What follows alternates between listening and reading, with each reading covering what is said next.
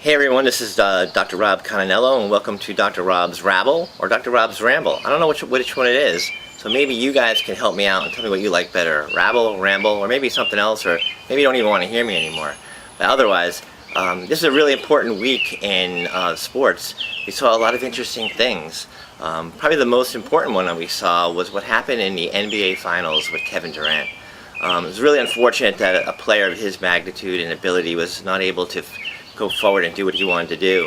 But it gave us reason to pause and think about what was going on.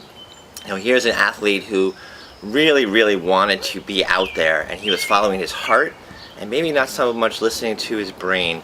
Or, you know, maybe he was getting advice from others. We really don't know. We can only speculate on that. But the lesson that we learned is that an athlete needs to listen to his body. That's really important, because only you as an athlete knows if you're hurting, if you're not 100%.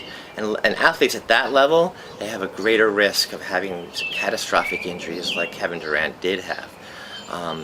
You know, we saw last year with Kawhi Leonard from the NBA, he decided not to listen to the mentors that he had and his medical staff, and said, I'm going to sit out, I'm going to listen to myself, I'm not ready, and I'm going to listen to not listen to my doctors from the team, but listen to my own private doctors.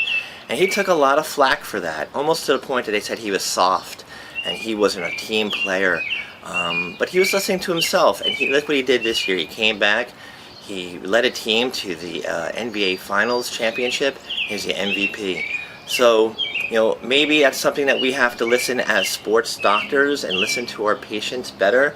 It's always better to hear what they have to say, and also to test them as well as we can, because every athlete has that inner desire to do more and want to achieve the highest of heights. But we as mentors have to look at it objectively and not just subjectively, and realize that, you know, we have to make sure that these guys are able to do more in the future.